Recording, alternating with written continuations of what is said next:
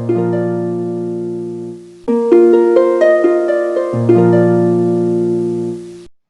students, in our previous lecture we have discussed our chapter 3, the story of Akash. Now in this lecture we will start our new chapter, chapter 4, the brave little kite. Okay, but before starting this chapter we will learn the word meaning of our chapter 4. So let's start the word meaning of our chapter 4, the brave little kite. So here's the word meaning of our lesson 4, the brave little kite. Okay, our word meanings are divided into 3 parts. आपको इधर spelling लिखनी है, यहाँ उसका pronunciation लिखना है और यहाँ पर उसका मीनिंग लिखना है। और आपकी कॉपी चेक करते वक्त मैंने ये बहुत सारी जगह पर देखा है कि आप लोगों ने बीच में लाइन ड्रॉ नहीं की है। मैं आपको हमेशा बोलती हूँ कि वर्ड मीनिंग को लिखते वक्त आप हमेशा लाइन बीच में ड्रॉ ज़रूर करें। तो प्लीज़ आप आगे से जब भी लिखेंगे अपनी कॉपी में हमेशा बीच में लाइन ड्रॉ करके ही लिखेंगे। ओके, हमारा फर्स्ट वर्ड मीनिंग है ट्रैंक्विल। ट्रैंक्विल का मतलब होता है शांत। ठीक है, नाउ नेक्स्ट वर्ड है हमारा स्टर्ड। स्टर्ड मतलब होता है उभरा हुआ या फिर उभारा, यहाँ पर हमने लिखा है, बट कोई भी चीज़ जो उभरी हुई होती है या फिर उसको हम शेक कर देते हैं, इसका मतलब हिलाना भी होता है। ठीक है, तो इसका ये दोनों मीनिंग होते हैं। नाउ अवर नेक्स्ट मीनिंग है ट्रेम्बलिंग। ट्रेम्बलिंग मीन्स होता है कांपना या फिर सिहरना। ठीक है, सिहरन जिसको हम बोलते हैं, कांपना मतलब कि किसी भी चीज़ के लिए डर से जो कपकपाहट छूटती है उसे ट्रेम्बलिंग कहते हैं। Okay, now next word is whirling. Whirling means होता है घुमावदार या गोल गोल घूमना। कोई भी चीज़ जो गोल गोल घूमने लगती है उसे हम वर्लिंग कहते हैं। Now next word is frightened.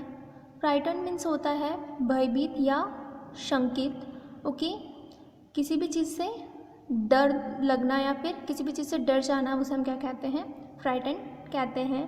Okay, now next word है हमारा स्टिडली। स्टिडली मतलब होता है तेज़ी से। नाउ नेक्स्ट वर्ड है थ्रिल्ड। थ्रिल्ड मतलब होता है रोमांचित। Now next word is nodded. Nodded means होता है सिर हिलाया। किसी भी चीज़ के लिए जब सिर हिलाया जाता है तो उसे नोडेड कहा जाता है। Okay, now next word is shook.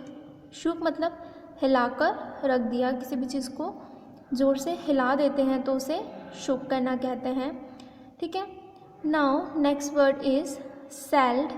Sailed मतलब होता है रवाना हुए।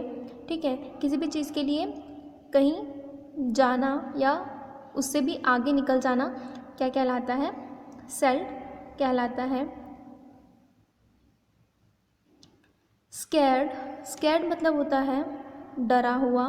ठीक है, किसी भी चीज़ से डर जाना क्या होता है, स्कैर्ड होता है।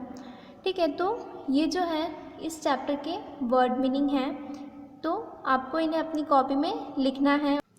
So my dear students, this is our chapter 4, the brave little kite. Okay, ये हमारा चैप्टर 4 है, ब्रेव लिटिल काइट। अब हम इसे रीड करेंगे। Okay, how does the scared little kite become a brave little kite. Okay, इस chapter में हम किस बारे में पढ़ेंगे कि एक छोटी सी डरी हुई पतंग कैसे एक ब्रेव लिटिल काइट बन जाती है, कैसे एक हिम्मत वाली पतंग बन जाती है। मतलब कि वो पतंग जो पहले बहुत डर रही होती है वो बाद में इतनी ब्रेव बन जाती है, वो कैसे होता है उसके बारे में हम यहाँ पर पढ़ेंगे। ओके, ये पोएम इसी बारे में है, इन दोनों काइट के बारे में है। ठीक है, ये जो लिटिल काइट रहती है वो क्या रहती है, बहुत ज़्यादा डर रही होती है, तो वो कैसे बाद में ब्रेव बन जाती है ये उस बारे में है, तो हम इसमें पढ़ते हैं। Okay, I never can do it the little kite said as he looked at the others high over his head, I know I should fall if I try to fly. Okay, जो छोटी पतंग है, छोटी kite है, वो क्या बोल रही है कि I never can do it, मैं ऐसा कभी नहीं कर सकती. As he looked at the other high over his head, वो अपने सर के ऊपर उड़ती हुई जो ऊंची ऊंची उड़ान भर रही पतंगें होती हैं उनको देखकर वो क्या कहती है कि मैं ऐसा कभी नहीं कर सकती. I know I should fall if I try to fly. वो क्या कहती है कि मैं जानती हूँ कि यदि मैंने ऐसा कुछ करने की कोशिश करी, यदि मैंने ऐसा ऊपर उड़ने का ट्राई किया, ऐसी कोशिश करी, तो मैं क्या करूँगी, ज़रूर ही गिर जाऊँगी. ठीक है. वो जो छोटी पतंग होती है वो क्या कहती है कि मैं दूसरी पतंग की तरह इतना ऊपर नहीं उड़ सकती, यदि मैंने ऐसा उड़ने का ट्राई किया तो मैं क्या करूँगी, गिर जाऊँगी. Try said the big kite, only try, और I fear you never will learn at all. Okay, और यहाँ पर आपको दिख रहा होगा कि ये बड़ी काइट है और ये छोटी काइट है. यहाँ पर आपको स्काई में बड़ी काइट और छोटी काइट दोनों दिखाई दे रही होगी. ठीक है. तो ये जो बड़ी काइट है वो क्या बोलती है इससे कि ये जो बड़ी काइट है इस छोटी काइट से कहती है कि ट्राई, कोशिश करो, ओनली ट्राई, सिर्फ अपनी तरफ से ट्राई करो, अपनी तरफ से कोशिश करो, और I fear you never will learn eight और यदि तुम क्या करती हो, डरती हो और ये कोशिश नहीं करती हो तो तुम कभी भी कुछ नहीं सीख पाओगी. ठीक है. ये जो बड़ी काइट होती है ये इस छोटी काइट से कहती है कि तुम ट्राई करो, जस्ट ओनली ट्राई करो, बार बार कोशिश करो. अगर तुम डर जाओगी और कोशिश नहीं करोगी तो तुम उड़ना कभी नहीं सीख पाओगी, ये चीज़ कभी नहीं सीख पाओगी. ठीक है. But the little kite said I am afraid I will fall. Okay, लेकिन वो जो छोटी काइट रहती है ये क्या कहती है कि I am afraid I will fall, मैं डरती हूँ कि मैं क्या करूँगी, गिर जाऊँगी. The big kite nodded well goodbye. Okay, उसके बाद ये जो बड़ी पतंग रहती है वो सर हिलाकर कहती है ओके, अच्छा ठीक है, मैं जाती हूँ. I am off and he rose toward the tranquil sky. और वो जो बड़ी पतंग रहती है वो क्या करती है, और ऊपर आकाश में जो शांत वातावरण रहता है, जो ऊपर आसमान में जहाँ पर और ज़्यादा शांति रहती है, वो उधर ऊपर की ओर और ज़्यादा बढ़ने लगती है.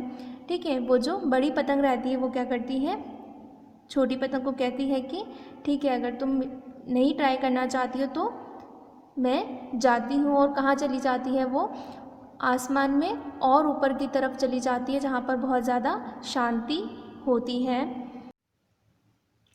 Then the little kite's peeper stared at the side and trembling he shook himself free for flight. Okay, उसके बाद क्या होता है, वो जो बड़ी पतंग होती है वो ऊपर और आसमान की तरफ जाने लगती है. तो उसे देखकर वो जो छोटी काइट होती है वो क्या करते हैं, उसके जो पेपर होते हैं वो भी हिलने लगते हैं, वो भी ऊपर जाने की कोशिश करने लगते हैं. ठीक है. And trembling he shook himself free for flight. और वो जो छोटी पतंग होती है वो क्या कर रही होती है, उसे बहुत ज़्यादा डर लग रहा होता है, वो डर से काँप रही होती है, लेकिन फिर भी उसने क्या कर रखा होता है, खुद को उड़ने के लिए फ्री छोड़ दिया होता है. First whirling and frightened, then braver grown. Okay, पहले तो क्या होता है कि जब वो छोटी पतंग ऊपर जाने लगती है, उड़ने लगती है, उड़ने की कोशिश करने लगती है, तो क्या होता है कि पहले तो वो क्या करने लगती है, whirling होने लगती है. दैट मीन्स कि वो गोल गोल घूमने लगती है। देन एंड फ्राइटेंड, और उसे और ज़्यादा डर लगने लगता है। देन ब्रेवर ग्रोन, लेकिन बाद में क्या होता है, वो और ज़्यादा ब्रेव होती चली जाती है। Up he rose through the air alone, और वो हवा के साथ कहाँ चली जाती है, और ऊपर जाने लग जाती है। Till the big kite looking down could see, और वो कहाँ तक ऊपर जाती है, जब तक ऊपर जाने लगती है जब तक कि वो बड़ी काइट जो है वो उसे नीचे ना दिखने लग जाए। मतलब कि वो इस बड़ी काइट से भी ऊपर निकल जाना चाहती है, वो उससे भी ऊपर निकल जाती है। ठीक है। The little one rising steadily, तो ये जो छोटी काइट होती है वो क्या होती है, तेज़ी से ऊपर की तरफ बढ़ने लगती है। ओके,